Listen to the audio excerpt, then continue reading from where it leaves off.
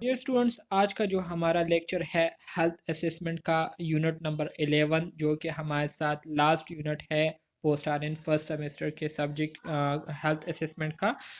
आज के इस लेक्चर का हम पार्ट 2 डिस्कस करने जा रहे हैं। तो इसको हम समझने की कोशिश करेंगे। तो डियर स्टूडेंट, पिछले क्लासेस में मैंने आपको बताया था कि हमारे साथ जो पेडियाट्रिक असेसमेंट है, ठीक है, तो पेडियाट्रिक असेसमेंट भी हमारे साथ सेम असेसमेंट प्रोसेस होता है, लेकिन यहाँ पर बात हम किन लोगों के बारे में करते हैं, बच्चों के बारे में करते हैं, चाइल्ड्स के बारे में करते हैं। तो ज़ाहिरी बात है, जो बच्चे होते हैं वो अपने प्रॉब्लम को जो है सही तरीके से एक्सप्रेस नहीं कर पाते, ठीक है, सही तरीके से वो डिस्क्राइब नहीं कर पाते। तो इस वजह से बच्चों की जब हम असेसमेंट की बात करते हैं तो वहाँ पर फिर नर्सिस के जो स्किल्स होते हैं वो बहुत ज़्यादा यूज़फुल होते हैं।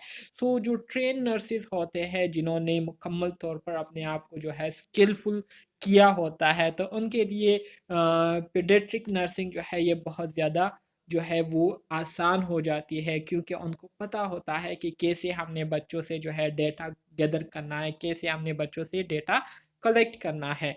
तो पल्पेशन तक पिछले क्लास में हमने डिस्कशन की थी, ठीक है। आज की हम लेक्चर की शुरुआत जो है वो परकशन से करेंगे। तो परकशन का भी आपको पता है, ठीक है, कि हमारे साथ मुख्तलिफ किस्म के परकशन होते हैं। एक हमारे साथ डायरेक्ट परकशन होता है, एक हमारे साथ इनडायरेक्ट परकशन होता है।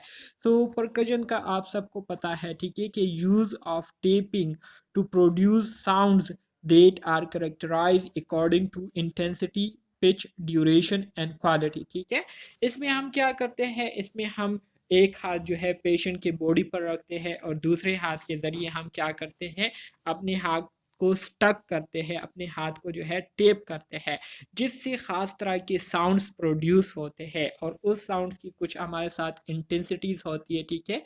तो उस इंटेंसिटी की बुनियाद पर, पिच की बुनियाद पर, साउंड की ड्यूरेशन की बुनियाद पर और साउंड की क्वालिटी की बुनियाद पर हम क्या करते हैं, मुख्तलिफ़ किस्म के जो प्रॉब्लम होते हैं उसको हम डायग्नोज करते हैं।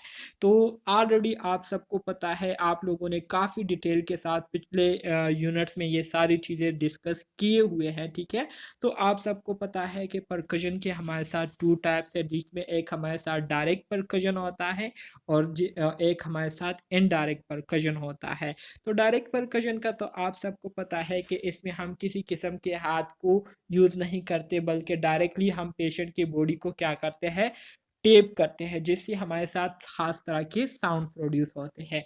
जबकि इनडायरेक्ट परकशन में हम एक हाथ जो है पेशेंट के बॉडी पर रखते हैं और दूसरे हाथ के ज़रिए जो फिंगर्स होते हैं, ठीक है, तो जो फिंगर्स होते हैं तो उसके ज़रिए हम क्या करते हैं, टेप करते हैं। तो उससे ख़ास तरह के साउंड प्रोड्यूस होते हैं और उसी साउंड की बुनियाद पर हम क्या करते हैं, डायग्नोसिस करते हैं।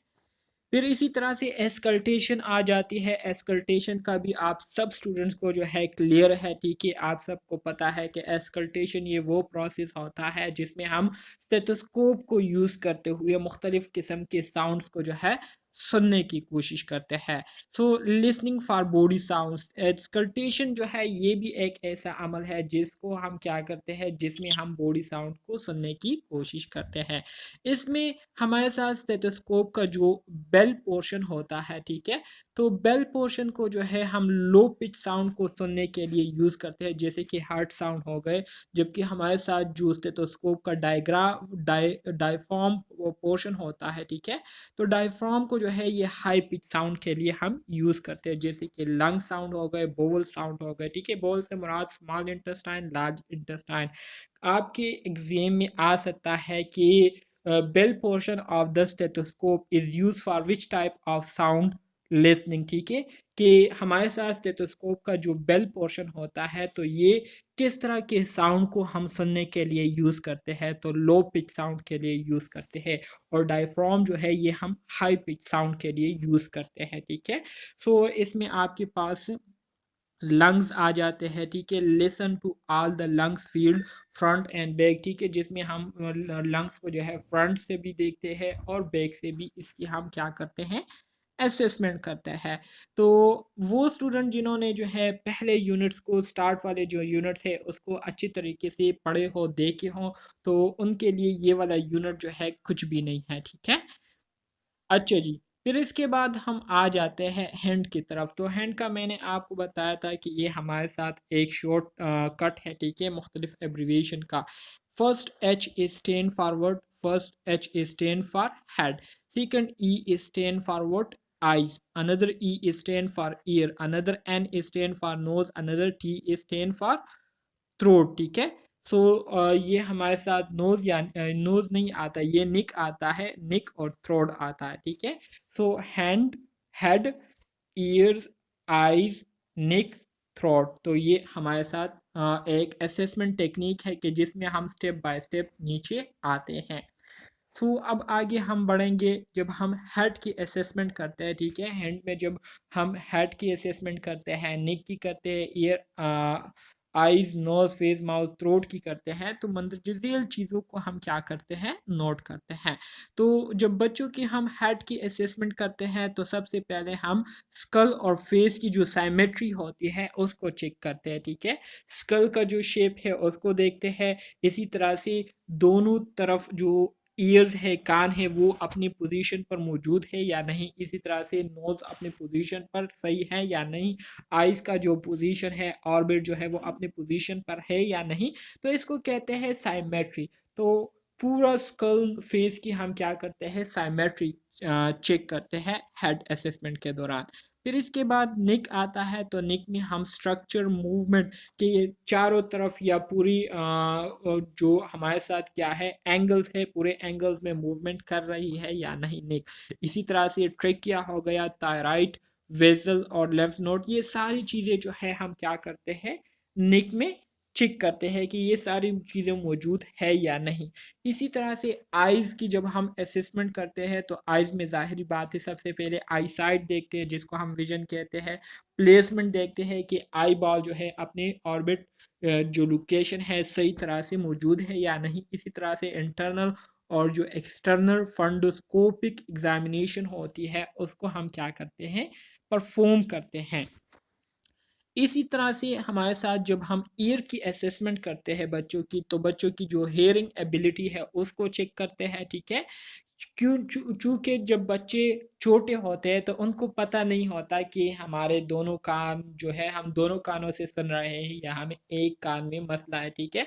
तो अक्सर औकात आप लोगों ने ये नोट भी किया होगा और देखा भी होगा कि अक्सर बच्चे ऐसे होते हैं कि उनकी तरफ से ये शिकायत होती है कि घर वाले इनको आवाज़ें देते हैं लेकिन आगे से ये बच्चे जो है कोई रिस्पॉन्स नहीं देते, कि ऐसा दिखाई देता है कि इन्होंने कोई बात सुनी ही ना हो।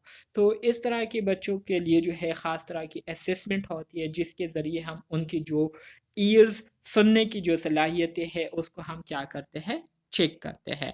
इसी तरह से external ear canal, otoscopic examination of tympanic membrane, तो ये सारी चीज़ें जो है हम ईयर के असेसमेंट के दौरान करते हैं जिसमें हम ईयर के जो फंक्शन होते हैं उसको हम चेक करते हैं।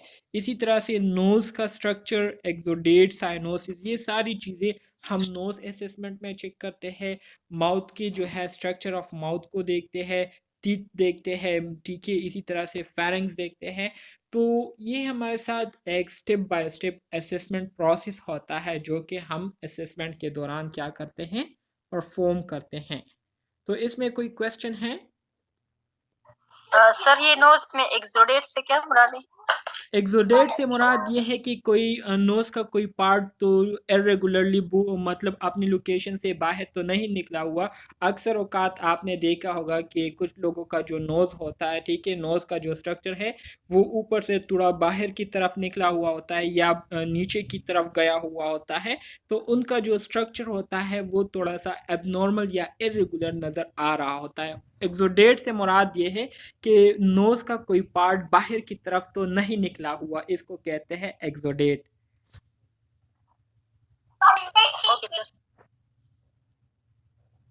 अच्छा जी, तो हेड की हम बात कर रहे थे, तो हेड में ऑलरेडी मैंने आपको बताया कि हेड में सबसे पहले जो बच्चे की हेड होती है तो उसके हम शेप को देखते हैं, ठीक है। नॉर्मल से फेलिक शेप है, ठीक है। या अगर कोई बच्चा है, ठीक है, जो कि डिलीवरी के दौरान किसी किस्म के डिफ़िकल्टी से जो है वो गुजरा हुआ हो। अक्सर और ख़ास जब डिलीवरीज हो रही होती है तो डिलीवरी के दौरान जो है बच्चा जो है वो क्या हो जाता है, स्टक जाता है, ठीक है, जो कैनल होता है, ठीक है, तो वहाँ पर स्टक हो जाता है, जिसकी वजह से बहुत प्रेशर जो है उनके हेड पर लगता है और इस वजह से कुछ कंडीशन में हाइड्रोसेफेलस जो है बच्चों को हो जाती है। तो ऐसे कंडीशन में उनकी जो हेड शेप होती है वो क्या हो जाती है, वो डिस्टर्ब हो जाती है। तो सबसे पहले हम बच्चों की क्या करते हैं, हेड शेप देखते हैं कि नॉर्मल जो सेफेलिक है वो नॉर्मल है या नहीं, या अगर किसी किस्म का ट्रामा उनको हुआ हो, ठीक है, या किसी किस्म की लेजन हुई हो, या एडिमा, एडिमा किसे कहते हैं, एडिमा से मुराद एक्यूमुलेशन ऑफ फ्लूइड, ठीक है, इन द मेम्ब्रेन, किसी मेम्ब्रेन में कोई फ्लूइड जो है वो जमा हो जाए एबनॉर्मली, तो इसको हम एडिमा कहते हैं। तो ये सारी चीज़ें जो है हम हेड के असेसमेंट के दौरान चेक करते हैं।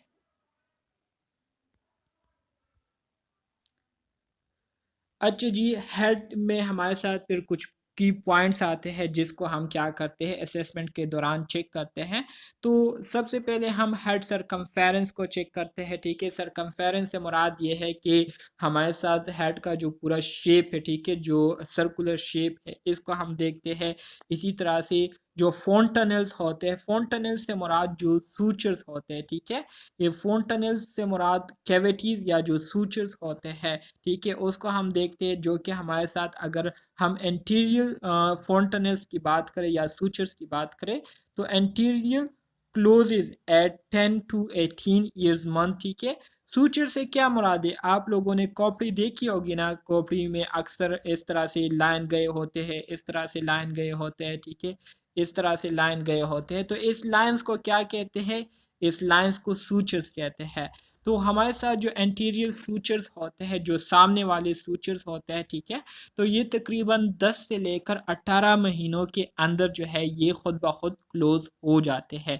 जबकि पीछे वाले जो सूचर्स होते हैं या जो कैविटीज़ होते हैं या जो फोन टनल्स होते हैं, ठीक है, तो ये क्या होते हैं, बाई 2 मंथ जब बच्चा पैदा हो जाता है तो 2 महीने के अंदर अंदर जो है ये पोस्टीरियर फोन टनल जो है ये क्या हो जाते हैं, क्लोज हो जाते हैं। ये वाला एमसीक्यूज जो है आपके एग्जाम में आया हुआ है, ठीक है, ये फोन टनल्स वाला आपसे एग्जाम में पूछ सकते हैं कि इंटीरियर जो फोन टनल्स या इंटीरियर जो सूचर्स होते हैं तो ये कितने ड्यूरेशन के अंदर क्लोज होते हैं, तो ये 10 से लेकर 18 मंथ के अंदर अंदर खुद ब खुद क्लोज हो जाते हैं। लेकिन जो पोस्टीरियर फोन टनल्स होते हैं तो बच्चा पैदा होते ही 2 महीने के अंदर जो है ये पोस्टीरियर फोन टनल्स क्या हो जाते हैं, क्लोज हो जाते हैं। तो ये दो एमसीक्यूज आप लोगों को याद होने चाहिए। इसी तरह से फिर साइमेट्री एंड शेप में हम फेस और स्कल की साइमेट्री और शेप को चेक करते हैं। ब्रूइड्स चेक करते हैं जिसमें हमारे साथ टेम्पोरल ब्रूइड्स आ जाते हैं, may be significant after 5 years, ठीक है। इसी तरह से हीयर्स हम देखते हैं, हीयर्स के पैटर्न हम देखते हैं कि जी जी, कोई क्वेश्चन है?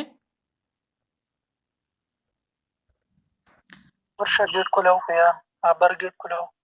अच्छा जी, हेयर्स में हमारे साथ पैटर्न आ जाते हैं कि हेयर्स की डिस्ट्रीब्यूशन कैसी हुई है, बच्चे के सर पर बाल अगर है तो किस तरह के पैटर्न के, मतलब पूरे सर पर नॉर्मली डिस्ट्रीब्यूट हुए हैं या कुछ जगह पर है कुछ जगह पर नहीं है, पीछे है आगे नहीं है, या दरमियान में है और पीछे आगे नहीं है, ठीक है। तो हेयर की डिस्ट्रीब्यूशन पैटर्न देखते हैं, हेयर लॉस देखते हैं, हाइजीन, इसी तरह से पेडिक्यूलोसिस इन स्कूल एज चाइल्ड, ठीक है। तो ये सारी चीज़ें जो हैं हम क्या करते हैं, देखते हैं। साइनोसिस को हम चेक करते हैं, palpate for tenderness in older children. Older children से मुराद ये जो थोड़े से बड़े चिल्ड्रन होते हैं, बच्चे होते हैं, ठीक है, तो उनके साइनोसिस को हम पल्पेट करते हैं। किस लिए? टेंडरनेस को मालूम करने के लिए कि पल्पेशन के साथ पेशेंट को, बच्चों को किसी किस्म की पेन तो नहीं हो रही। इसी तरह से फेशियल एक्सप्रेशन को हम चेक करते हैं कि बच्चा जो है सैडनेस का शिकार तो नहीं है या साइन ऑफ अब्यूज़ का शिकार तो नहीं है, किसी किस्म के अब्यूज़ तो बच्चे के साथ नहीं हो रही, ठीक है। एलर्जी को हम देखते हैं, फटीग्स हम देखते हैं, बच्चे के चेहरे पर थकावट के निशानात या थकावट के असरात तो नहीं हैं। तो ये सारी चीज़ें जो हैं हम असेसमेंट के दौरान नोट करते हैं, और ये बहुत ज़्यादा ज़रूरी होती है इफ़ेक्टिव असेसमेंट, इफ़ेक्टिव डायग्नोसिस के लिए। न्यूरो असेसमेंट से मुराद ये है कि उनके जो सेंट्रल नर्वस सिस्टम फंक्शन है, ठीक है, जो न्यूरोनल फंक्शन है उसकी असेसमेंट करते हैं। तो सबसे पहले उसमें अच्छा जी, लेवल ऑफ कॉन्शियसनेस देखते हैं, ठीक है। लेवल ऑफ कॉन्शियसनेस का आपको पता होगा, मैंने आपको बताया था, ठीक है, कि लेवल ऑफ कॉन्शियसनेस क्या होता है, जिसको हम ग्लासको कोमा स्केल के ज़रिए क्या करते हैं, चेक करते हैं। ग्लासको कोमा स्केल में हमारे साथ कितने कंपोनेंट होते हैं? 3 कंपोनेंट बि- बिल्कुल पॉइंट्स होते हैं। बिल्कुल बिल्कुल, वेरी गुड। 3 कंपोनेंट होते हैं, जिसमें हम वर्बल रिस्पॉन्स को चेक करते हैं, मोटर रिस्पॉन्स को चेक करते हैं, और तीसरा हमारे साथ कौन सा होता है? Non verbal. एक तो वर्बल रिस्पॉन्स होता है ना, एक मोटर रिस्पॉन्स होता है, और मतलब 3 कंपोनेंट होते हैं। वर्बल सर रिस सेंस कौन सा? सर ये तुक्का ही है, सेंसरी हाँ, मतलब सेंसरी रिस्पॉन्सेज होते हैं ना, एक मोटर रिस्पॉन्स होते हैं, एक वर्बल रिस्पॉन्स होते हैं, और सेंसरी रिस्पॉन्स होते हैं। मतलब थ्री कंपोनेंट को चेक करते हैं, उसको फिर आप लोग बाद में देख लीजिएगा। सो इसके ज़रिए हम देखते हैं कि पेशेंट किसी किस्म का कंफ्यूजन, डिलीरियम, स्टूपर या कोमा में तो नहीं है, ठीक है। फिर इसी तरह से प्यूपल साइज को हम चेक करते हैं लाइट रिस्पॉन्स के ज़रिए। सेंट्रल नर्वस सिस्टम ग्लोजली इंटैक्ट उसको हम चेक करते हैं, जो कि हमारे साथ क्रेनियल नर्व 2 से लेकर क्रेनियल नर्व 12 तक होता है। वाइटल साइंस को हम चेक करते हैं, पेन की हम असेसमेंट करते हैं, सीजर एक्टिविटीज़ को देखते हैं, और फोकल डिफेक्ट्स, ठीक है। तो ये सारी चीज़ें हम न्यूरो असेसमेंट के दौरान चेक करते हैं बच्चों की। जब हम असेसमेंट कर रहे होते हैं, तो उन असेसमेंट के दौरान हम इन सारी चीज़ों को कंसीडर करते हैं, इसको देखते हैं।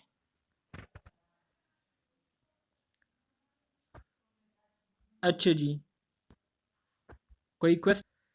फिर इसके बाद आते हैं न्यूरोलॉजिकल की पॉइंट। तो न्यूरोलॉजिकल में हमारे साथ जो की पॉइंट है, जिसको हम इम्पोर्टेंस देते हैं और जिसको हम चेक करते हैं, तो क्रेनियल नर्व हम चेक करते हैं, सेरेब्रल फंक्शंस हम चेक करते हैं, जिसमें हम मेंटल स्टेटस को देखते हैं, ठीक है। इसी तरह से अपीयरेंस हो गए, behaviour, cooperation, level of consciousness, language हो गया, emotional status, social responses, attention, ठीक है, अटेंशन स्पैन। तो ये सारी चीज़ें जो है हम सेरेब्रल फंक्शन में देखते हैं, सही है। फिर इसी तरह से सेरेबेलर फंक्शन में हम पेशेंट की जो बैलेंस करने की जो एबिलिटी है उसको देखते हैं कि पेशेंट अपने आप को बैलेंस करने की काबिलियत रखता है या नहीं, उसके जो गेट्स होते हैं, ठीक है।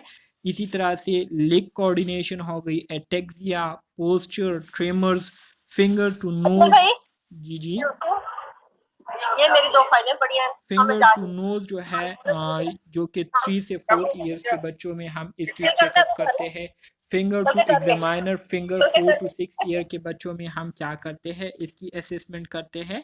इसी तरह से ability to stand with eye close, मतलब ये सारी चीज़ें ऑलरेडी आप लोगों ने पढ़ी हुई है, हमने इससे पहले यूनिट में ये सारी चीज़ें पढ़ी है, और ये सारे टेक्निक भी हमने डिस्कस किए हुए हैं। तो यहाँ पर इसलिए मैं इसको जस्ट रिवाइज कर रहा हूँ, ठीक है। ये सारे मेथड ऑलरेडी आप लोगों ने पढ़े हुए हैं, लेकिन डिफरेंस सिर्फ इसमें ये है कि अब हम ये सारे जो टेक्निक है ये बच्चों पर अप्लाई कर रहे हैं, सिर्फ ये डिफरेंस है, बाकी सारी चीज़ें आप लोग पढ़ चुके हैं।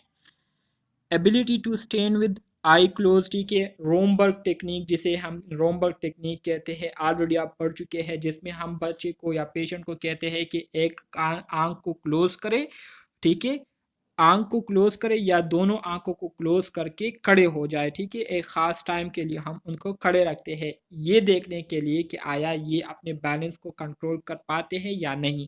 तो इसको रोमबर्ग टेक्निक कहते हैं। इसी तरह से rapid attention of hands, prone supine school age के जो बच्चे होते हैं उनमें हम ये टेक्निक करते हैं। टेंडम वाक हो गया, ठीक है, जो कि 4 से लेकर 6 साल की उम्र के बच्चों में हम ये टेंडम वाक टेक्निक करते हैं। Walk on toes, heels, school age के बच्चे जो होते हैं उनको हम वॉक कराते हैं टॉज और हील के थ्रू, ठीक है। इसी तरह से स्टेन ऑन 1 फुट, एक पाँव पर जो खड़े होने का टेक्निक होता है, जो कि 3 से लेकर 6 साल की उम्र के बच्चों में हम ये टेक्निक करते हैं। तो ये हमारे साथ सेरेब्रल फंक्शंस को चेक करने के लिए ये टेक्निक्स हम बच्चों से करवाते हैं।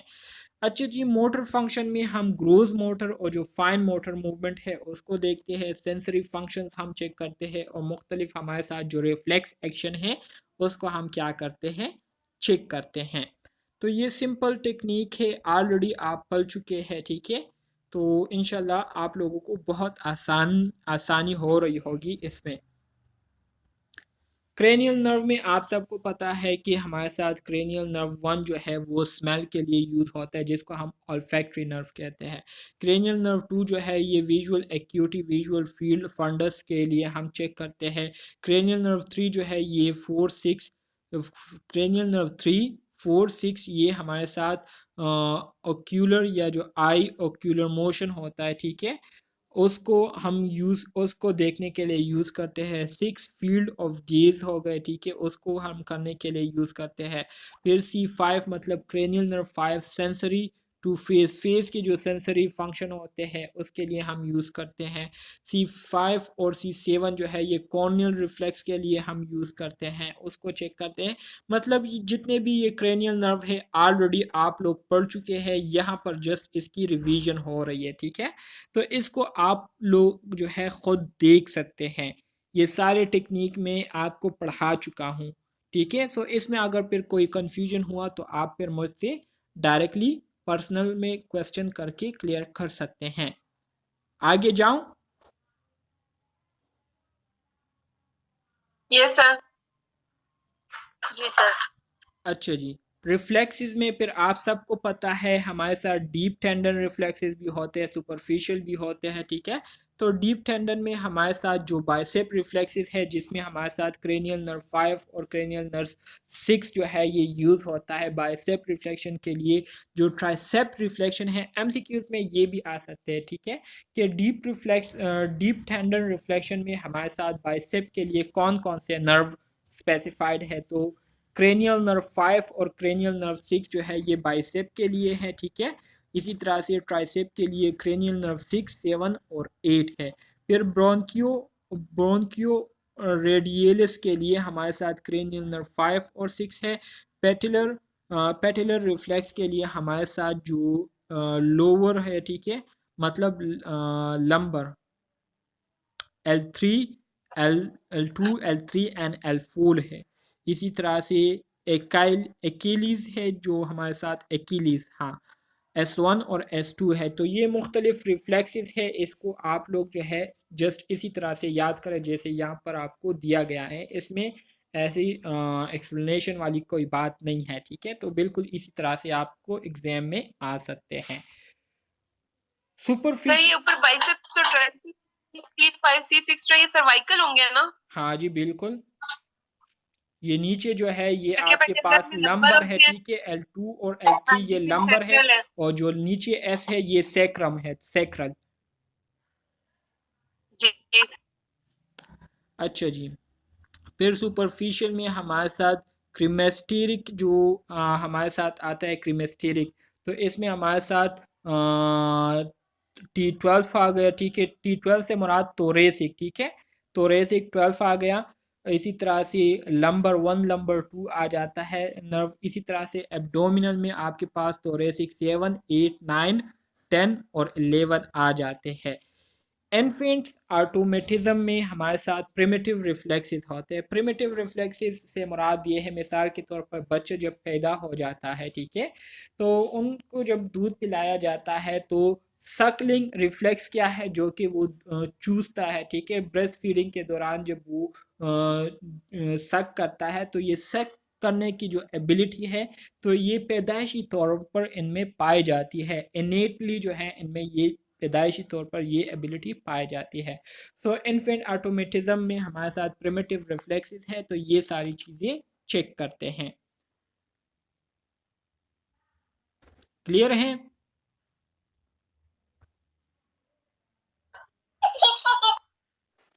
सर क्रीमेस्टेरिक की समझ नहीं आई, ये किस तरह से रिफ्लेक्सेस होते हैं?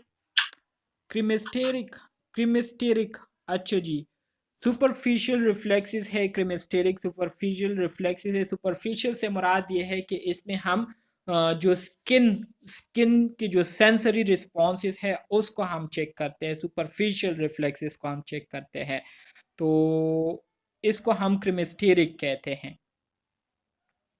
सो इसमें हमारे साथ मतलब जो थोरेसिक 12 आ जाता है, नंबर 1 नंबर 2 आ जाता है, तो ये नर्व जो है इसमें क्या होते हैं, इन्वॉल्व होते हैं इन रिफ्लेक्स एक्शन के लिए। इसी तरह से अगर आप डिटेल से पूछना चाहते हैं तो वो मैं फिर आपको क्लास के बाद डिटेल के साथ बता दूंगा, बल्कि आपके साथ एक डायग्राम इसकी शेयर कर दूंगा, तो फिर आपको ये सारी चीज़ें बिल्कुल याद हो जाएगी। सही है? जी सर। अच्छा जी, ग्लासगो कोमा स्केल हो गया, तो ऑलरेडी ये चार्ट जो है आप पढ़ चुके हैं, ठीक है। इसका मैंने आपको काफ़ी डिटेल के साथ सारी चीज़ें बताई थी। आपको मैंने याद रखने के लिए जो दो तीन बातें बताई थी वो ये बताई थी कि ग्लासगो कोमा स्केल की टोटल रेंज कितनी है, 0 से लेकर 14 तक है। फिर इसमें टोटल कंपोनेंट कितने हैं, 3 कंपोनेंट है। आई रिस्पॉन्सेज चेक करते हैं, वर्बल रिस्पॉन्सेज चेक करते हैं और मोटर रिस्पॉन्सेज चेक करते हैं। एमसीक्यूज में ये पॉइंट आ सकते हैं। आपके पास जो lowest possible Glasgow coma scale आ सकता है तो वो 3 है। जब 3 आएगा तो इसका मतलब ये है कि बंदा जो है मुकम्मल तौर पर डीपली कोमा में है या उनकी डेथ हो चुकी है, एक्सपायर हो चुके हैं। जबकि फुली कॉन्शियस के लिए जो आपके पास ग्लासगो कोमा स्केल में रेंज आती है तो वो क्या है, 15 है, जिसका मतलब ये है कि बंदा जो है फुली एक्टिव है। सही है, फुली क्या है, एक्टिव है।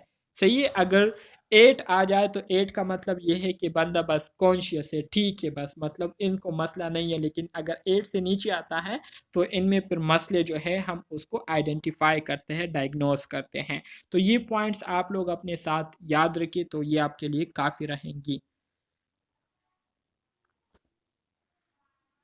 अच्छा जी, आई रिस्पॉन्सेज हम चेक करते हैं, तो आई रिस्पॉन्सेज में पैरल, ये आपके पास क्या है, एक एब्रीवेशन है, इससे हमारे साथ एक टर्म आता है, ठीक है। इसी तरह से ई ओ एम हो गया, आई ओक्यूलर मोशन हो गया, ठीक है, जिसमें हम आई को मुख्तलिफ डायरेक्शन में मूव करते हैं। ई ओ एम मतलब आई ओक्यूलर मोशन।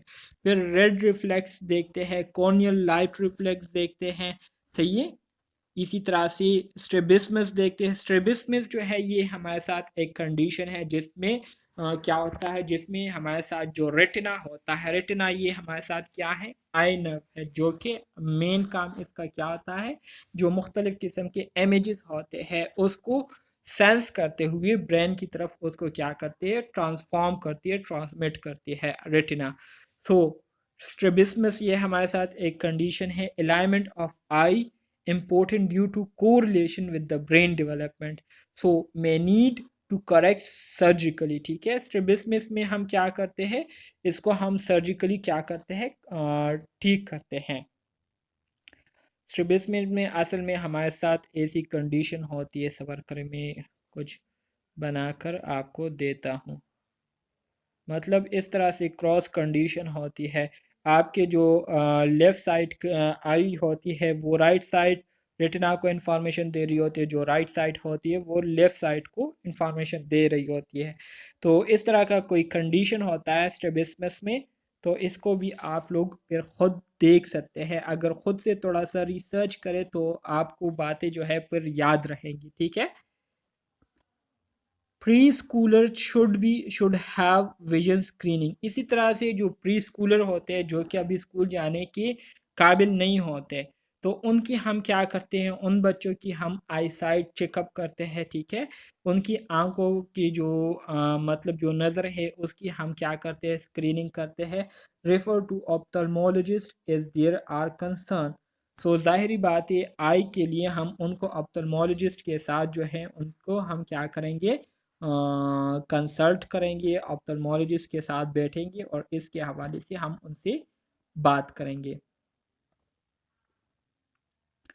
अच्छा जी, आई के जो की पॉइंट्स है, तो की पॉइंट्स सिंपल बातें हैं, इसमें ऐसी कोई ख़ास बात नहीं बताई गई है। ज़ाहिर बात है विजन में आपने रेड रिफ्लेक्स और ब्लिंक इन यूनिट्स ये आपने देखने होते हैं। Visual following at 5 to 6 weeks दिखती है, मतलब बच्चा पैदा हो जाता है तो 5 से 6 हफ्तों के बाद इनको जो है चीज़ें नज़र आना शुरू हो जाती है। ठीक है, बच्चे जब पैदा होते हैं तो उस टाइम जो है उनको इतना ज़्यादा जो है चीज़ों की समझ नहीं होती और ना ही वो इतना ज़्यादा कंसंट्रेशन के साथ चीज़ों को देख पा रहे होते हैं। तो कुछ टाइम गुजरने के बाद उनकी जो विजुअल एक्यूटी होती है और जो विजुअल आईसाइट होता है वो नॉर्मल हो जाता है, ठीक हो जाता है। इसी तरह से 180 degree trekking eight 4th month, ठीक है। पिक्चर और tumbling E chart strabismus check for preschool child, ठीक है। प्री स्कूल चाइल्ड में हम क्या करते हैं, ये चीज़ें चेक करते हैं।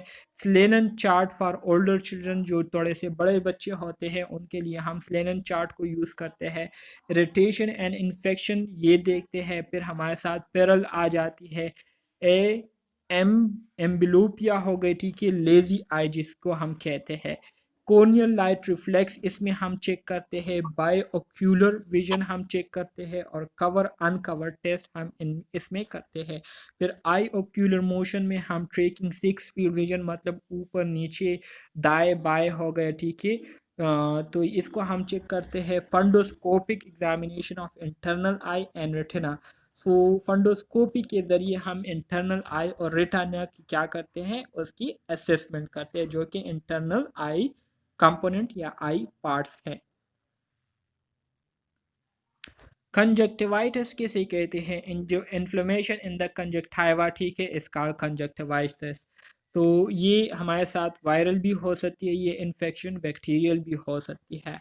तो मोस्ट कॉमनली कंजक्टिवाइटिस जो है ये वायरस की वजह से काज होती है, ठीक है, और कंटेजियस होती है। कंटेजियस से मुराद ये है कि एक बच्चे से दूसरे बच्चे को लग सकती है या एक से दूसरे को मुंतकिल हो सकती है। इसका जो इंक्यूबेशन पीरियड होता है, ठीक है, तो वो 8 डेज पीरियड्स पर मुश्तमिल होता है। इसमें पिंकिश रेड आई का कलर जो होता है वो पिंकिश से रेड हो जाता है। और इसी तरह से आंखों से जो है हमेशा हर टाइम जो है पानी जो है वो क्या हो रहा होता है, बह रहा होता है, ठीक है।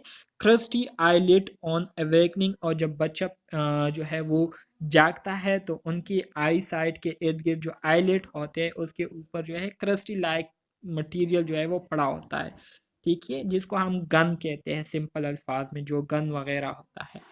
अच्छा जी, ग्रिटी सेंसेशन इन द आई में यूरिनरी, अच्छा जी ये क्या है, URI कैसे कहते हैं, मेरे माइंड में अब ये नहीं आ रहा।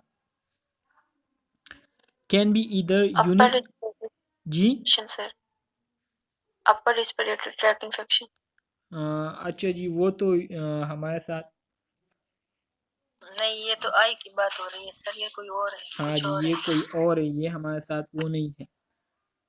अच्छा जी इसको हम देख लेंगे, खैर है। कैन बी इधर यूनिलेटरल, मतलब एक आई में भी हो सकती है और दोनों आई के कंजक्टाइवा में भी हो सकती है, जिसको हम बायलेटरल कहते हैं।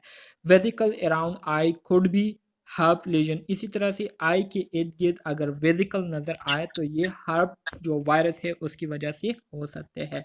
सो इमीडिएट रिफर टू ऑप्थेल्मोलॉजिस्ट, तो ऐसी कंडीशन में हम अपने बच्चे को डायरेक्टली ऑप्थेल्मोलॉजिस्ट के पास क्या करेंगे, ले जाएंगे। इसी तरह से जो बैक्टीरियल है, बैक्टीरिया की वजह से कंजक्टिवाइटिस काज होता है, तो ये ज़्यादातर जो स्कूल एज चिल्ड्रंस होते हैं उनमें बैक्टीरिया की वजह से कंजक्टिवाइटिस जो है ये काज होती है। इसके अलामात क्या होते हैं, रेड आई का होना, ठीक है, प्लूरेंट और म्यूकोप्यूरेंट डिस्चार्ज, ठीक है, आई से जो है फ्लूइड निकल रहा होता है, ठीक है। इसी तरह से ग्रिटी सेंसेशन, मतलब आईज जो है उनके जल रहे होते हैं, इस तरह से उनको फील होता है। Usually start unilaterally and then progress to bilaterally. इसी तरह से जो स्कूल एज के बच्चे होते हैं तो उनमें स्टार्ट में पहले एक आंख जो है वो इफ़ेक्ट हुई होती है, बाद में दोनों आंखें जो है इफ़ेक्ट हो जाते हैं, ठीक है। इसके साथ साथ ओटाइटिस मीडिया जो है वो भी क्या हो जाता है, बच्चों का इफ़ेक्ट हो जाता है, जहाँ पर inflammation in the middle ear जो है वो क्या हुई होती है, इन्फ्लेमेशन हो जाती है, जिसकी वजह से फिर कानों से भी फ्लूइड जो है वो ओके डियर स्टूडेंट्स, तो हम कंजक्टिवाइटिस को डिस्कस कर रहे थे, तो उम्मीद करता हूँ इसकी समझ आप स्टूडेंट्स को आ गई होगी। क्लियर है?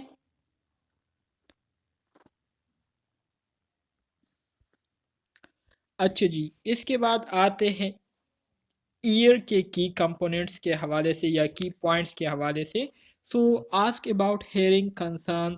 तो अगर आपके पास एक बच्चा आ जाए, ठीक है, उनकी आप असेसमेंट करते हैं, तो असेसमेंट करने के लिए आपके पास एक प्रॉपर टेक्निक है, प्रॉपर प्रोसेस होता है, जिसमें आपने स्टेप बाय स्टेप जो है नीचे जाना होता है। तो हिंट जो है ये आपके पास एक फार्मूला है, ठीक है, हेड, आइज, ईयर, नोज, निक, थ्रोट। तो ये इस तरह से आप जो है ऊपर से नीचे की तरफ आते हैं।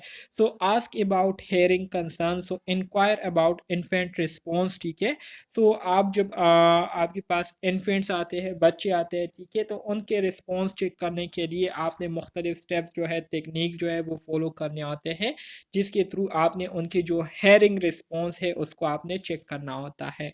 ऑब्जर्व एन ओल्डर इन्फेंट्स और टॉडलर स्पीच पैटर्न, ठीक है। इसी तरह से जो ओल्ड इन्फेंट्स या जो टॉडलर होता है, ठीक है, जो कि पाँव के बल जो है वो चलते हैं, ठीक है, तो उनको हम क्या करते हैं, चेक करते हैं। इंस्पेक्ट द ईयर, ईयर की हम असेसमेंट करते हैं, इंस्पेक्शन करते हैं। Assess the shape of the years, ठीक है, ईयर्स का जो शेप है उसको हम चेक करते हैं। Determine if both ears are well formed और नॉट, ठीक है, और ये देखते हैं कि दोनों कान जो है अच्छी तरीके से बने हुए हैं या नहीं। तो ये सारी चीज़ें जो है हम इंस्पेक्शन के दौरान क्या करते हैं, नोट करते हैं। इंतहाई सिंपल यूनिट है, मेरे ख्याल में ये सबसे ज़्यादा सिंपल यूनिट होगा आप लोगों ने जितने भी पढ़े हुए हैं, क्योंकि जो भी चीज़ें यहाँ पर हम डिस्कस कर रहे हैं ऑलरेडी आप स्टार्ट के यूनिट में पढ़ चुके हैं। Nose and throat mouth assessment में हम क्या करते हैं, टर्बिनेट्स चेक करते हैं, सही है।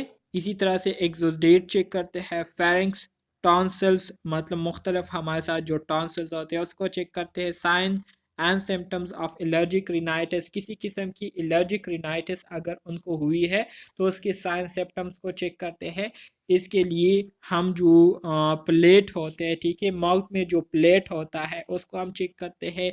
गम्स को हम चेक करते हैं, जिसे हम मसूड़े कहते हैं। स्वालोविंग एबिलिटी को चेक करते हैं। ओरल हाइजीन चेक करते हैं। जो टीथ की कंडीशन होती है उसको चेक करते हैं। मिसिंग टीथ को चेक करते हैं कि कौन कौन से टीथ जो है अभी तक नहीं पैदा हुए, ठीक है। और तो डेंटिक्स चेक करते हैं, ठीक है।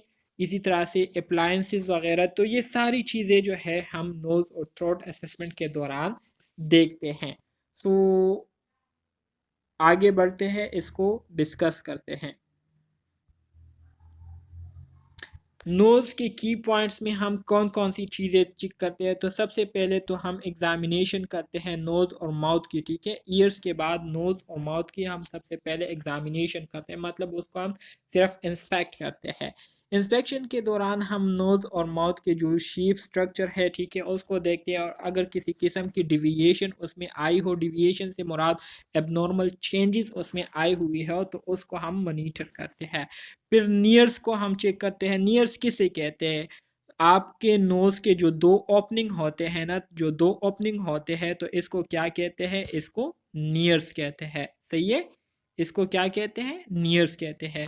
तो इसकी पेटेंसी को चेक करते हैं कि सही तरीके से ईयर जो है अंदर जा रही है या नहीं। म्यूकस मेम्ब्रेन को चेक करते हैं, किसी किस्म की डिस्चार्ज अगर हो रही है तो उसको चेक करते हैं। टर्मिनेट्स हो गए, ब्लीडिंग, ये सारी चीज़ें जो है हम चेक करते हैं। फिर सेप्टम को चेक करते हैं। सेप्टम से क्या मुराद है, आपकी नोज़ के दरमियान जो एक वाल सा होता है, जो कि आपके नोज़ के जो दोनों पार्ट्स है उसको क्या करता है, अलग रखता है, तो इस वाल को सेप्टम कहते हैं। क्या कहते हैं, सेप्टम कहते हैं, ठीक है। अच्छा जी, infants are obligate nose breather. आपके पास जो बच्चे होते हैं तो ये ज़्यादातर नोज़ को यूज़ करते हैं, ओब्लिगेट नोज ब्रीथर, ठीक है। नोज़ से क्या करते हैं, सांस लेते हैं ज़्यादातर। Nozzle flaring is associated with respiratory distress. इसी तरह से अगर किसी बच्चे की नोज़ जो है वो बह रही है, ठीक है, तो इसका इससे मुराद ये है कि किसी किस्म का रिस्पायरेटरी इन्फेक्शन या कोई बीमारी जो है इनको हुई है। तो इसके लिए फिर हम बच्चे की प्रॉपर असेसमेंट करते हैं।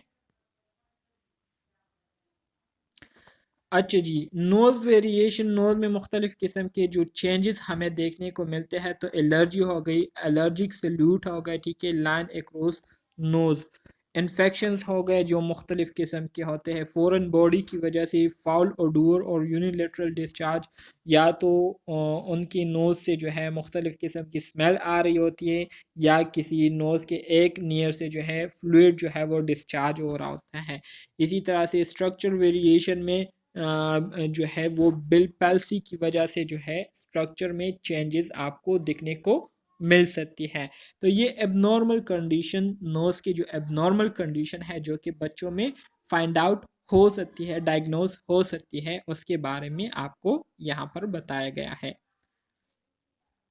माउथ फेरिंग्स की जो की पॉइंट है, जब हम माउथ और फेरिंग्स की असेसमेंट कर रहे होते हैं तो इस दौरान हम मंदरज झेल चीज़ों को देखते हैं। तो सबसे पहले अगर लिप्स की हम बात करें तो लिप्स कलर को हम देखते हैं, साइमेट्री को हम देखते हैं, मॉइस्चर देखते हैं, स्वेलिंग देखते हैं, सोर देखते हैं, किसी किस्म के सोर तो नहीं हुए हैं, या फिशर्स देखते हैं कि माउथ में किसी किस्म के फिशर्स तो नहीं हुए हैं, ठीक है।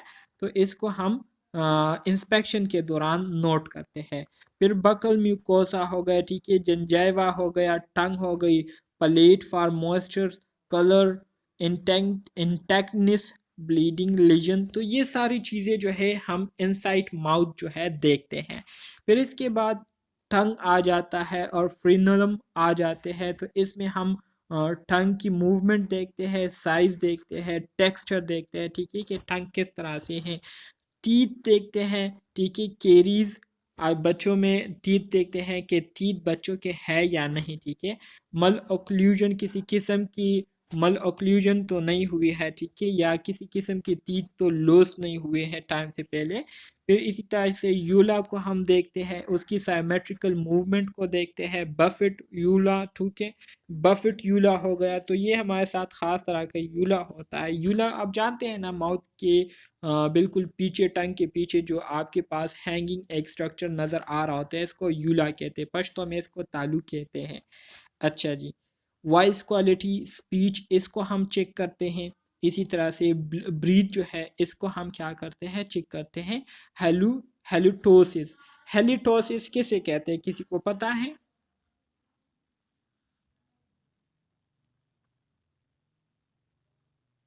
अच्छा जी, इसको फिर आप लोग जो है ख़ुद ही चेक करें, ठीक है, सर्च करें कि हेलिटोसिस किसे कहते हैं, तो आपको पता चल जाएगा। Ear, nose and throat, ear, nose और थ्रोट में हमारे साथ फिर जो एबनॉर्मल कंडीशन आती है वो क्या है, वो सोर थ्रोट है, ठीक है। ये जो बैड स्मेल आते हैं मुंह से, इसको हेलिटोसिस कहते हैं। बिल्कुल बिल्कुल यही बात है। तो ये मैं एक असाइनमेंट में आपको दे रहा था, ठीक है, आपने बता दिया, ठीक है, वेरी गुड। इज इट स्ट्रिप्ट और इट्स वायरल और कुड इट बी मोनो, ठीक है। सोर थ्रोट हम देखते हैं कि ये स्ट्रिप्टोकोकस की वजह से हुआ है या वायरल इन्फेक्शन की वजह से सोर थ्रोट हुआ है, ठीक है। लेम्फ नोड्स को देखते हैं, फिर इसी तरह से रेंज ऑफ मोशन को हम देखते हैं। ROM से क्या मुराद है, रेंज ऑफ मोशन इसको कहते हैं, जिसके ज़रिए हम निक की जो रेंज ऑफ मोशन है उसको हम क्या करते हैं, चेक करते हैं। अच्छा जी, निक की पॉइंट्स, निक में हम कौन कौन सी चीज़ें चेक करते हैं, तो सबसे पहले पोजीशन, लेम्फ नोड और मासेस देखते हैं, फिर रेंज ऑफ मोशन को देखते हैं, ठीक है। फिर क्लेविकल इन न्यूबॉर्न, जो न्यूबॉर्न बच्चे होते हैं उनमें क्लेविकल को हम देखते हैं, क्लेविकल जिसे हम नॉर्मली ब्यूटी बोन के नाम से भी जानते हैं, तो वो हम चेक करते हैं। Head control in infants, infant जो है अपने हेड को कंट्रोल कर सकते हैं, हेड मूवमेंट को कंट्रोल कर सकते हैं या नहीं, किस हद तक इनकी कंट्रोल है, ये देखते हैं। इसी तरह से trachea and thyroid in middle line, इसको हम चेक करते हैं। करोटिड आर्टरीज जो है वो देखते हैं। इसी तरह से टोर्टिकोलिस हम ये देखते हैं। वेबिंग हो गई, मेनिंजियल इरिटेशन, ये सारी चीज़ें जो है निक के असेसमेंट के दौरान इसको हम नोट करते हैं, चेक करते हैं। अगर ये सारी चीज़ें मौजूद हो, ठीक है, तो इसके ज़रिए हमें आसानी से पता चल जाती है।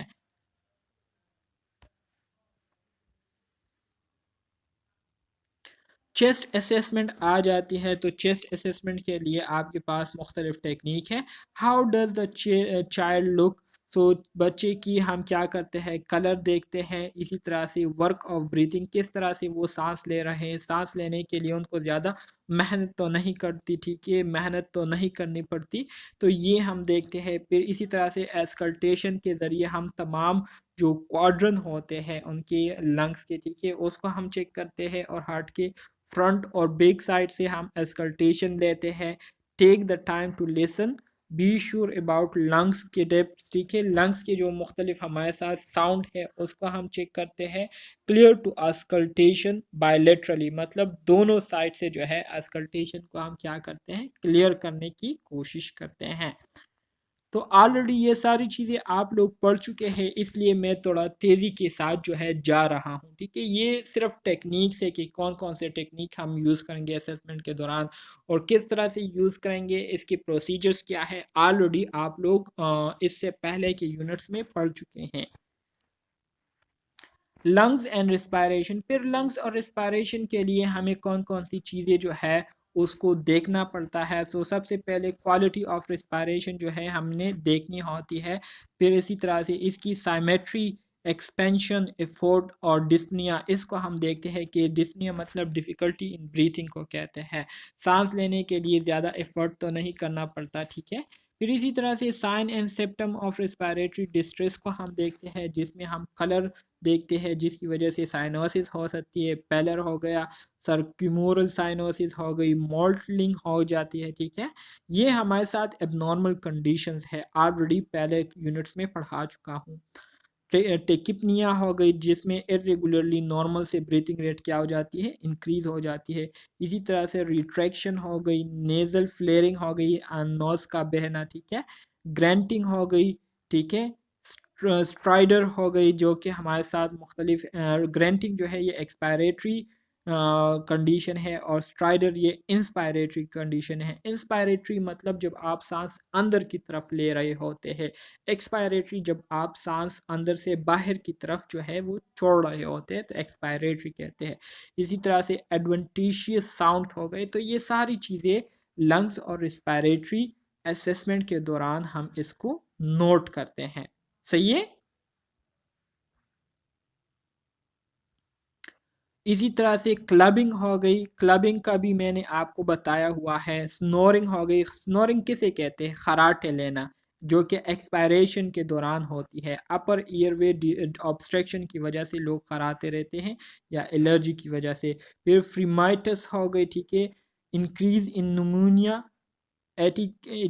एटीलेक्टेसिस, ठीक है, मास मतलब फ्रीमेटिस जो है ये निमोनिया में बहुत ज़्यादा इंक्रीज हो जाते हैं, एटीलेक्टेसिस में होती है, और मासिस अगर मौजूद हो तो रिस्पायरेटरी ट्रीक में अगर मासिस मौजूद हो एब नॉर्मल तो ये होता है। डिक्रीज इन अस्थमा, अस्थमा में ये डिक्रीज हो जाती है। नीमोथोरिक्स और एफ बी में जो है ये डिक्रीज हो जाती है। डलनेस टू परकशन फ्लूइड और मास, ठीक है, परकशन में अगर डलनेस साउंड प्रोड्यूस हो रही है तो इसका मतलब यह है कि लंग्स में या रिस्पायरेटरी ट्रैक में किसी जगह पर फ्लूइड या एब नॉर्मली मास जो है मौजूद है, जिसकी वजह से साउंड जो है वो हमें डल सुनाई देता है। Work of breathing, so increase और डिक्रीज रिस्पायरेशन, ठीक है, अगर रिस्पायरेशन इंक्रीज या डिक्रीज होती है तो इससे मुख्तलिफ कंडीशन होते हैं। स्ट्राइडर, जैसे कि मैंने आपको बताया, स्ट्राइडर ये भी हमारे साथ खराटों की एक किस्म है। और इसी तरह से वीजिंग हो गई, ठीक है।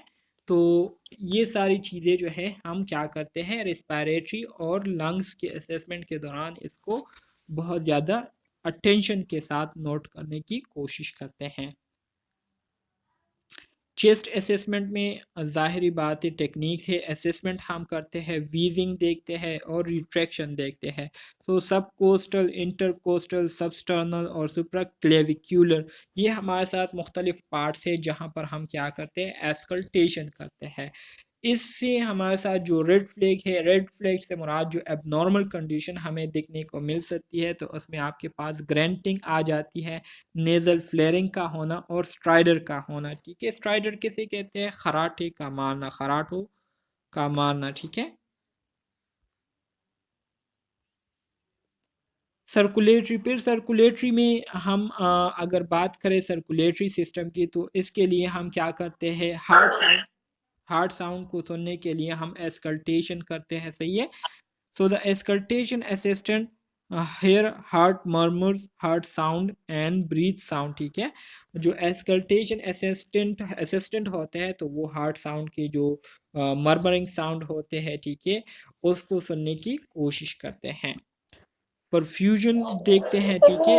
रेड फ्लैग यहाँ पे किस मीनिंग में आएगा? रेड फ्लैग से मुराद जो एबनॉर्मल कंडीशन है, आपको जो एबनॉर्मल कंडीशन मिल सकते हैं तो वो मंदरजा झेल हो सकते हैं, जिसमें मैंने आपको स्ट्राइडर का बताया, ठीक है। इसी तरह से मैंने आपको ग्रेंटिंग का बताया, नेजल फ्लेयरिंग का बताया, जो कि एबनॉर्मल कंडीशन को रिप्रेजेंट कर रही है। रेड फ्लैग से मुराद एबनॉर्मल कंडीशन कौन कौन से आपको मिल सकते हैं। ओके। सो परफ्यूजन में हम कैपिलरी रिफिल्स एक्शन को देखते हैं, वार्म टू टच, ठीक है, इसको हम देखते हैं, नोट करते हैं। मर्मर क्या है, मर्मर में भी सिस्टोलिक भी हो सकती है, डायस्टोलिक भी हो सकती है, और कंटिन्यूसली भी आप इसको सुन सकते हैं। इसके लिए हम फिर इसकी जो टाइमिंग है उसको नोट करते हैं, लोकेशन नोट करते हैं कि कहाँ पर मर्मरिंग साउंड हो रही है, quality, course, Harsh, ब्लूविंग, high pitch, ठीक है, ये सारी चीज़ें जो हैं हम देखते हैं। इसके साथ साथ एपिकल पल्स को भी हम क्या करते हैं, चेक करते हैं। एब्डोमिनल असेसमेंट हो गई, तो गैस्ट्रो इंटेस्टिनल में हमारे साथ एब्डोमिनल असेसमेंट आ जाता है, तो इसमें हमारे साथ मुख्तलिफ टेक्निक्स है, ठीक है। एब्डोमिनल असेसमेंट जब हम करते हैं तो जो बुनियादी पर्पज़ होता है, जिस मकसद के लिए करते हैं, इसमें पहले नंबर पर हम कंट्यूर्स देखते हैं, बोवल साउंड और पेरिस्टाल्सिक मूवमेंट को चेक करते हैं, स्किन में कलर और वेंस को चेक करते हैं, एम्बेलिकस चेक करते हैं, असेसमेंट फॉर टेंडरनेस, रिजिडिटी, टेम्पेनी और डलनेस, ठीक है। असेसमेंट करते हैं टेंडरनेस को देखने के लिए, रिजिडिटी देखने के लिए, टेम्पेनी और डलनेस साउंड सुनने के लिए। फिर हर्नियाज, मतलब हर्नियाज किसे कहते हैं, हर्नियाज ये अब वो एबनॉर्मल कंडीशन होती है जिसमें ऑर्गन का कोई पार्ट जो है वो अपनी लोकेशन को छोड़कर बाहर की तरफ निकला हुआ हो, तो इसको हम हर्निया कहते हैं, ठीक है। तो इसमें हमारे साथ एम्बेलिकल हर्निया हो सकता है, इंग्विनल हर्निया हो सकता है, फीमोरल हर्निया ये हो सकता है, ठीक है। इसको हम चेक करते हैं मासिस में, मासिस चेक करते हैं एब्डोमिनल असेसमेंट के दौरान, उसकी size, shape, dullness, position, mobility, ये सारी चीज़ें चेक करते हैं। इसी तरह से लिवर, स्प्लीन, किडनी, ब्लैडर, इसकी हम क्या करते हैं, एब्डोमिनल असेसमेंट के दौरान इसकी हम चेकअप करते हैं और इसके हवाले से हम डेटा गैदर करते हैं। अच्छा जी, बोवल साउंड जो आपके पास नॉर्मल बोवल साउंड होते हैं, तो हर 10 to 30 सेकेंड में आपको नॉर्मल बोवल साउंड मिलेंगे, ठीक है। So listen in each quadrant long enough to hear at least one bowel sound, ठीक है। कम से कम एक बोवल साउंड जो है वो आपको हर 10 से 30 सेकेंड में जो है वो सुनने को मिलने चाहिए। फिर इसमें हमने देखना है कि साउंड तो एब्सेंट नहीं है, या हाइपो एक्टिव तो नहीं है, या नॉर्मो एक्टिव या हाइपर एक्टिव। तो ये सारे मुख्तलिफ हमारे साथ कंडीशन है जो कि हमें एब्डोमेन के बारे में क्या करती है, इंफॉर्मेशन प्रोवाइड करती है। मस्कुलोस्केलेटल असेसमेंट आ जाती है, जिसमें हम मसल्स और स्केलेटल सिस्टम की असेसमेंट करते हैं। तो नेक आ जाते हैं, शोल्डर, एल्बो हो गया, रेस्ट हो गया, हिप, नी, एंकल, फुट, डिजिटस, ये हमारे साथ मुख्तलिफ क्या है, मस्कुलोस्केलेटल्स है, ठीक है, पार्ट्स हैं। तो इसकी alignment, contour, strength, weakness and symmetry को हम चेक करते हैं। इसी तरह से लिम्स हो गए, जॉइंट मोबिलिटी हो गई, इसमें हम स्टिफनेस, कॉन्ट्रैक्चर्स को देखते हैं, गेट्स मतलब उठने बैठने या खड़े रहने का जो तरीका है उसको हम देखते हैं गेट्स में। So observe child walking without shoes, ठीक है। स्पाइनल अलाइनमेंट में हम देखते हैं कि किसी किस्म की स्कोलियोसिस तो उनको नहीं हुई। स्कोलियोसिस में क्या होता है, जो क्या कहते हैं, जो स्पाइनल कॉर्ड होता है या हमारे साथ जो वर्टिब्रल कॉलम होता है, ठीक है, तो ये या तो बाहर की तरफ निकला हुआ होता है या पीछे की तरफ गया होता है, तो इसको हम स्कोलियोसिस कहते हैं, या इस तरह से हुआ होता है। देखिए ये हमारे साथ नॉर्मल जो हमारे साथ वर्टिब्रल कॉलम होता है ये बिल्कुल सीधा होता है। स्क्लियोसिस में जो वर्टिब्रल कॉलम होता है, ठीक है, तो ये बिल्कुल एक साइड पर इस तरह से गया होता है, ठीक है, तो इसको स्कोलियोसिस कहते हैं। इसी तरह से मसल स्ट्रेंथ एंड टोन को देखते हैं। जो हिप्स होते हैं उसकी हम असेसमेंट करते हैं और मुख्तलिफ रिफ्लेक्सेस की हम क्या करते हैं, असेसमेंट करते हैं। ये सारी चीज़ें जो है हम पिछले क्लासेस में पढ़ चुके हैं, तो इसमें आपके लिए कोई भी चीज़ नई नहीं है जिसकी मैं आपको वजाहत करूं। स्किन, नेल्स, हेयर ऑलरेडी आप पढ़ चुके हैं। इसमें हम rashes, lesion, laceration, lumps, bumps, bruises, bites, infection, ये सारी चीज़ें जो हैं हम स्किन, नेल्स और हेयर के असेसमेंट के दौरान देखते हैं। द स्कूल एज चाइल्ड हो गए, ठीक है, तो प्राइवेसी और मोडिस्टी को हम चेक करते हैं। एक्सप्लेन प्रोसीजर एंड इक्विपमेंट, फिर उनको हम बाकायदा से पूरा डिटेल भी बताते हैं जो स्कूल एज के बच्चे होते हैं। Interact with child during examination या एग्जाम, ठीक है।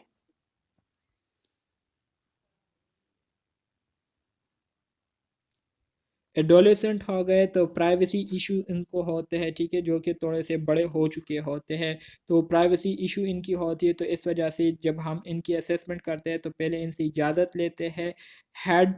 हेड्स हो गए, ठीक है, so home life, education, alcohol, drugs, sexual activity, ये सारी चीज़ें हम इनसे क्या करते हैं, इसके हवाले से हम इनसे पूछते हैं।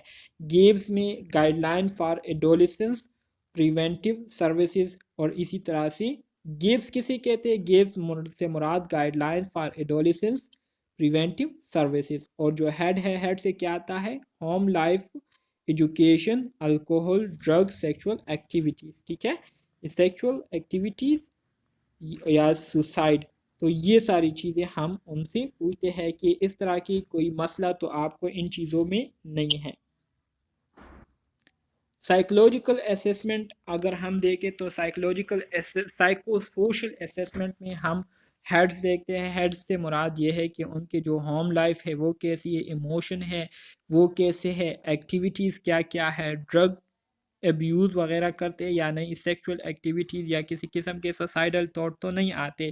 फिर इसी तरह से शेड्स में आपके पास school, home, activities, drugs, abuse, emotion, sexuality and safety, ये सारी चीज़ें इसके हवाले से हम उनसे क्या करते हैं, क्वेश्चंस करते हैं, ठीक है। क्लियर है क्या नहीं?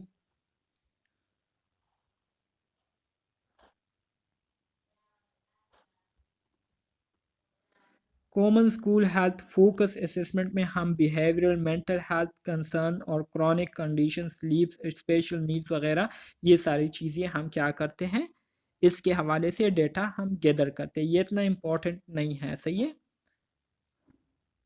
कॉमन स्कूल हेल्थ फोकस इसको भी छोड़ें।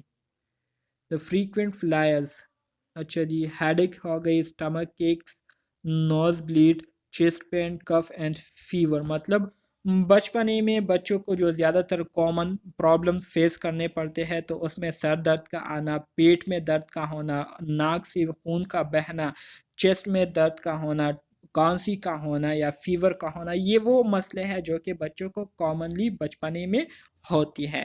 तो ये जो है आपने अपने माइंड में रखना होता है बच्चों के हवाले से। बिहेवियर, मेंटल हेल्थ कंसर्न में उनकी डेवलपमेंटल डिले के हवाले से हम बात करते हैं। Depression, aggressive behaviour, suicide risk, other mental health issues जितने भी है इसके हवाले से हम क्या करते हैं, असेसमेंट करते हैं। तो डियर स्टूडेंट्स, ये था आपका यूनिट नंबर 11 जो कि ख़त्म हो चुका है। उम्मीद करता हूँ आपको इसकी समझ आ गई होगी। अगर फिर भी कोई क्वेश्चन है, कोई कन्फ्यूजन है तो आप पूछ सकते हैं।